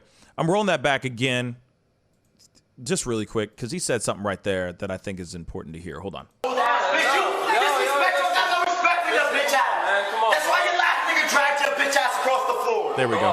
Okay. Come on, just relax. Fuck out of here. Bro, yo, I swear to fucking God, my nigga, give me my kids. Yo.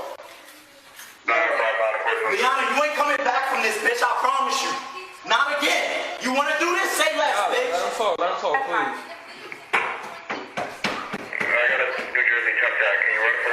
Now, I will say this really quick, okay? As you notice, this man is not armed.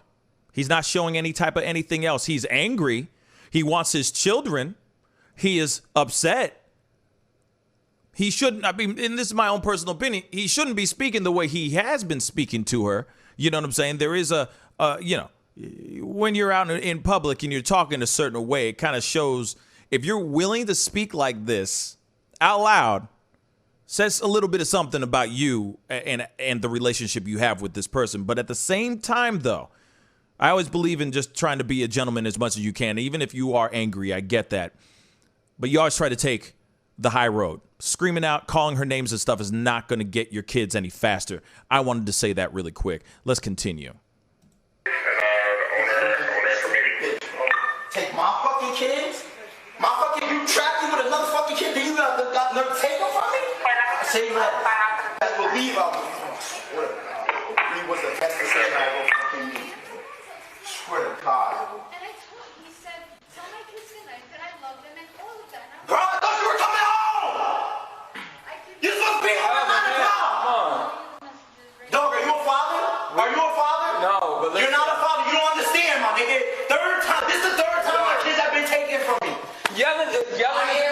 Here it goes. Wow. Whoa. Wait a second. Whoa. That came out of nowhere, y'all. That came out of nowhere. Mind you, we haven't even seen the whole thing yet. But hold up. Hold up. He was far away from those cops. He is not brandishing a weapon. He is not brandishing a gun. He's angry. I know the way he's speaking may not be very gentlemanly, but at the same time, he was far away from it. What the heck is this? This came out of nowhere, y'all. Bruh. Okay, let's continue. Wow.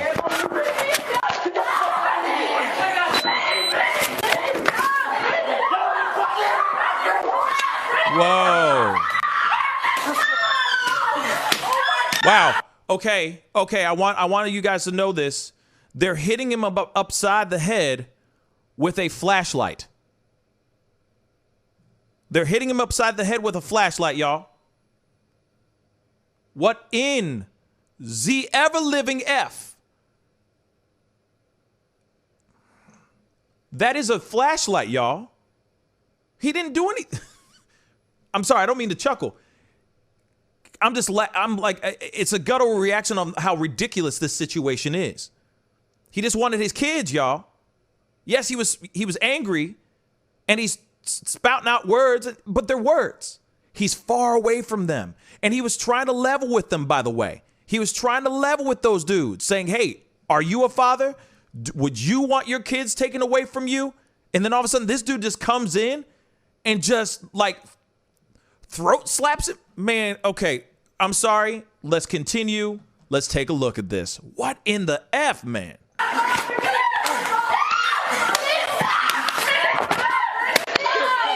Wow. What the hell? That's it. We gave you fucking chance, bro. I gave him 10 put his hands on me. Okay. We told you to chill out so we can solve the problem. That's it. You didn't record him hitting me. Please stop. Wow. That's some bitch ass shit, bro. That's some bitch ass shit, my nigga. Wow. I'm not resisting, yo. Just relax, please. That's some bitch ass shit, yo. Brandon, please relax. Yo, you saw him punch me in my shit. Wow. You saw him punch me in my shit, dog. You need to relax. I know, but I need to get you up. Listen. Please. Look me in my eye, little nigga. Whoa.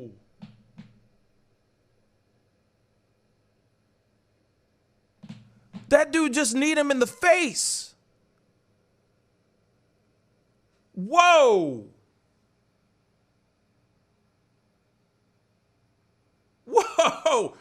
Wait a second. What? How does that? There's like 3 seconds left. Oh my God.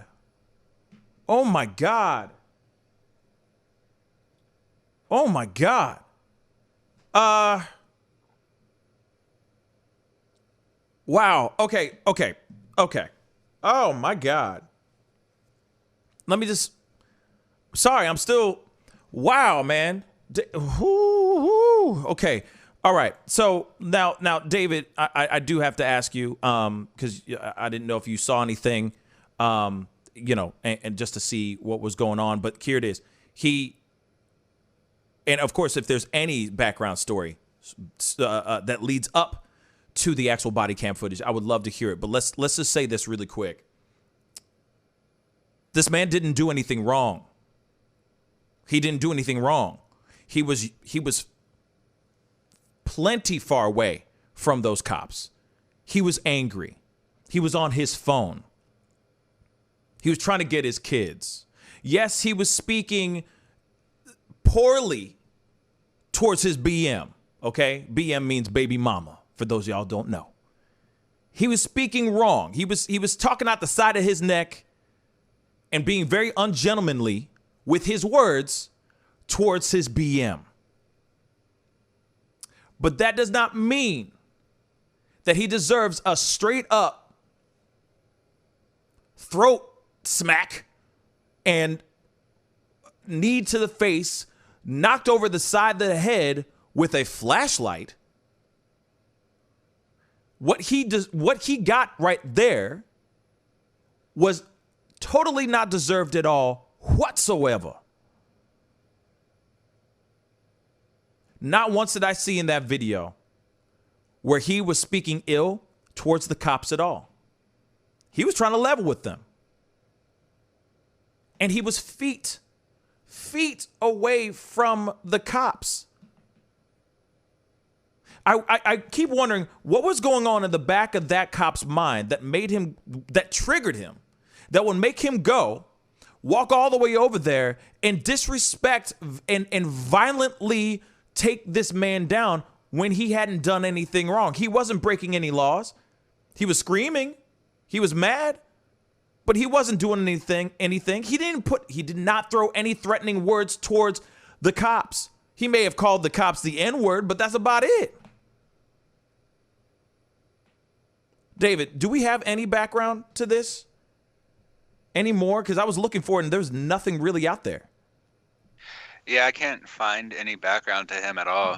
The officer, I mean, if pretty much everything's just talking about what happened now. If he has any history of problems, I just couldn't find them.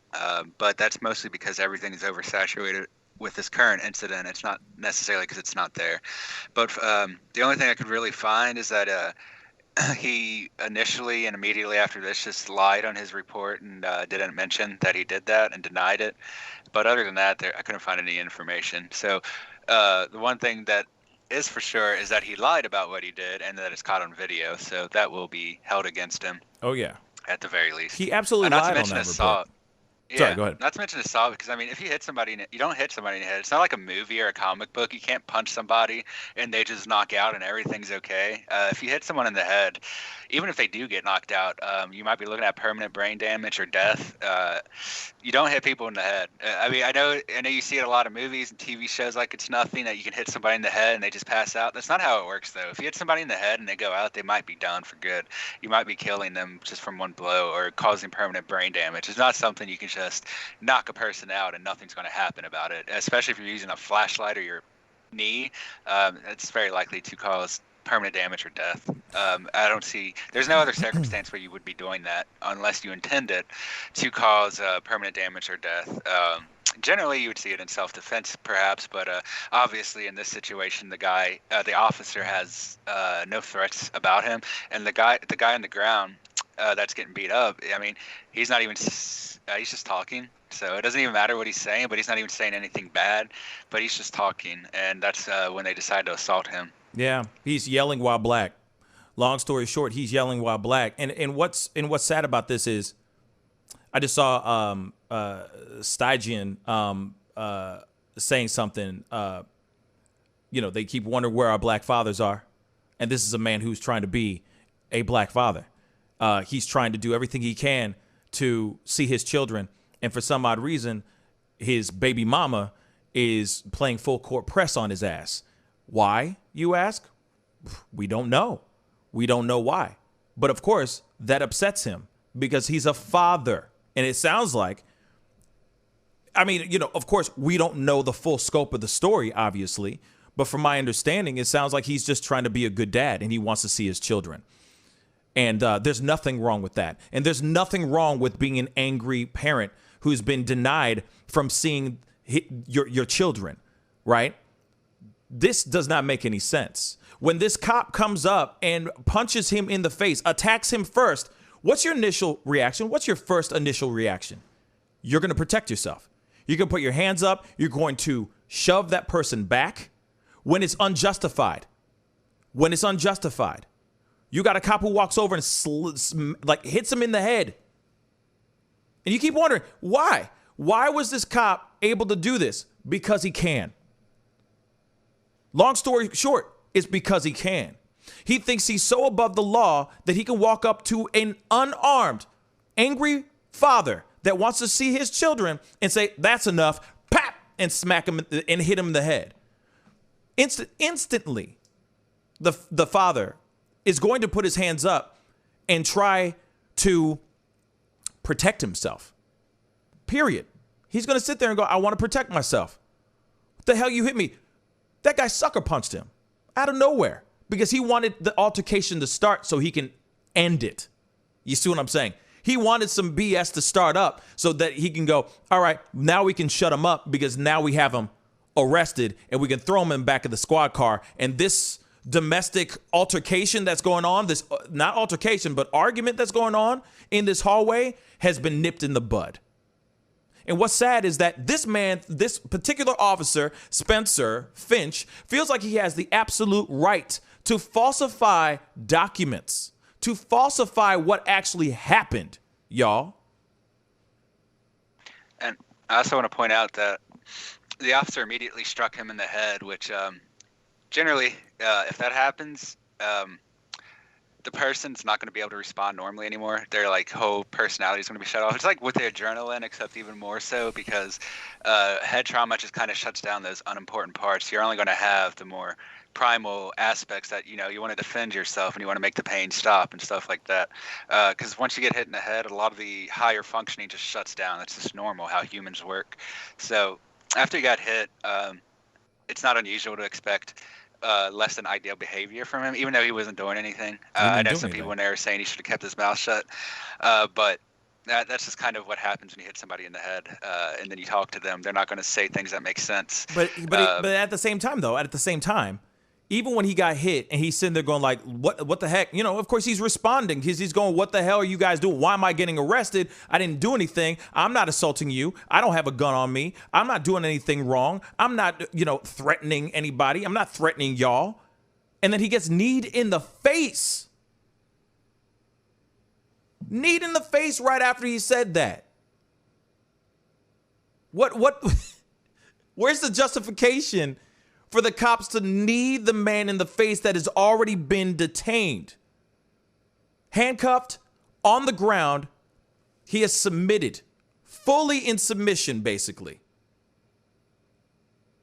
Then this guy, this cop, has the audacity to go to the precinct and fake the funk in his report. Lied through the entire thing. Now, this man was later on, this officer or hopefully soon to be ex-officer, was thrown in jail, and he spent 5 days in prison for what he did, or in jail, sorry, 5 days in jail. All right. But still, the people, the leaders that be in New Jersey are demanding that Spencer Finch,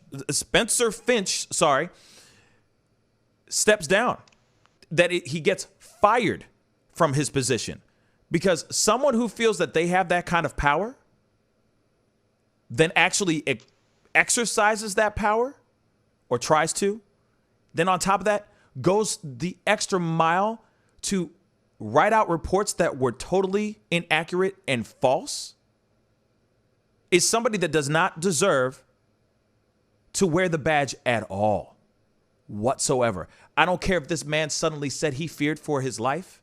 I don't care if this man said he felt offended that this man called him the N-word. I do not care.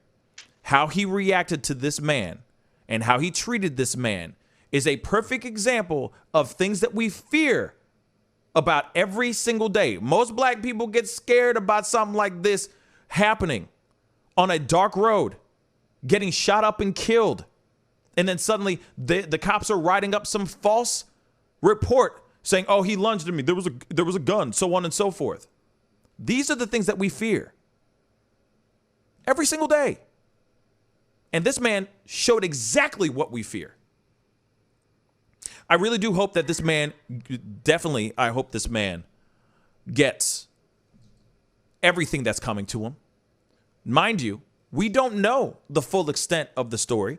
We don't know if, unfortunately, we have to throw out those possible options where the cop, not the cop, but the father could have put his hands on the woman before. We don't know.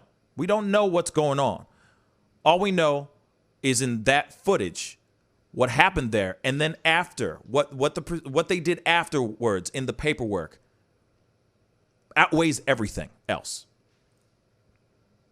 I hope they do fire this man for sure. And real talk, I think the father and his family should seek should seek a lawyer, some counseling for sure, so that, man, he about to grab a bag. I'm sorry, I said it. He about to grab a mother-loving bag. So let's get it, because he deserves it. He didn't do anything wrong, y'all, and that's a damn shame. But anyway, that is the show, guys. I really do appreciate everybody for being on. David, thank you so much for coming on and chopping it up with me. I really do appreciate it. Yeah, it was a good show today. Yeah, man. Always a good show. Immortal Badass, thank you so much for the $5 super chat. He says, stories like this make me watch cops getting arrested. Stories like this make me watch cops getting arrested on duty on YouTube. Okay. Maybe I'm reading that wrong. Stories like this make me watch cops getting arrested on duty on YouTube. I don't get it, but thank you, Immortal, for the super chat. I really do appreciate it. Thank you, thank you, thank you. And like I said, these are more and more we're going to be seeing. We've been seeing, y'all. We have been seeing stories like these unfolding all the time, and it is very important to have this kind of body cam footage. It's important to pull out your phone. I know it's annoying and I know it's stupid and I know it's like, oh, why? But sometimes that is the only thing that could literally liberate somebody from being accused of doing something that they didn't even do, And when it comes to this particular situation, I'm grateful for those body cam footage pieces. Unfortunately, some people out here, some cops out here don't activate their things when they need to. And sometimes they do some really shady stuff to try to corrupt the footage. So thank God this footage came out and the truth definitely came to light. And like I said, I hope both officers, because the second officer jumped in. He didn't have to. I understand he has to have his boy 6, but at the same time, he could have tried to stop the situation from actually going down. That's what I think about it. But anyway, David, thank you so much for being on. I really do appreciate it again. To everybody in the chat, to everybody in the watching the show right now, many, many blessings to you guys. Thank you guys so much for being on. You know what I'm saying? I got to do this, of course. Be sure to don't forget to, of course, hit the like button down below. That would really mean a lot. I see a bunch of you guys coming in and being a part of the conversation. So definitely crush that like button down below. If you haven't hit that subscribe button, please do that as well. I do this show Monday through Friday, 9 a.m. Central Standard Time. Very, very soon in the very near future, we will be out in Miami enjoying our time, enjoying the show out there. It's going to be pretty damn amazing.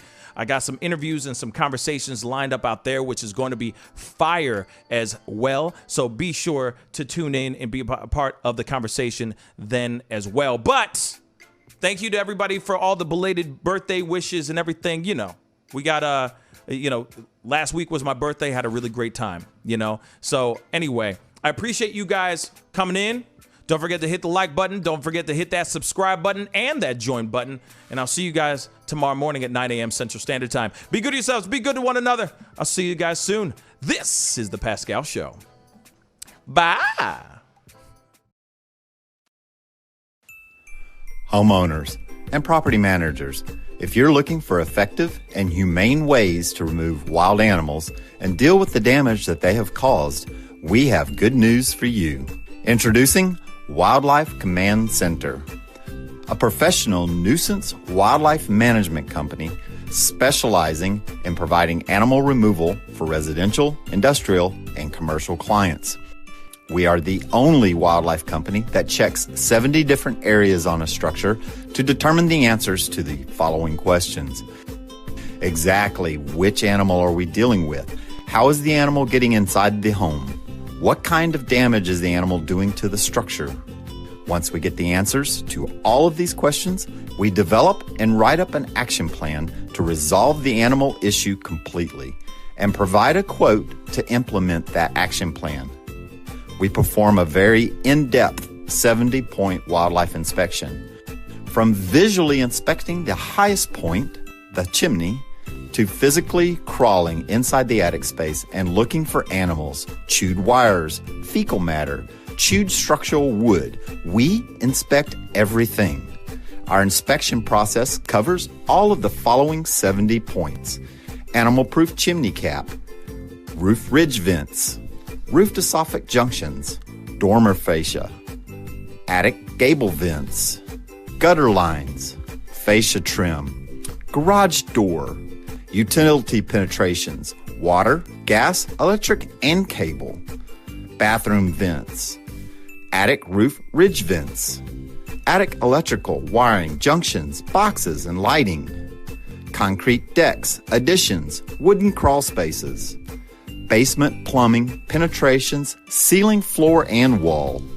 Wildlife Command Center's mission is to deliver the finest quality wildlife removal and pest control service that is safe for the environment. For more information, call us now.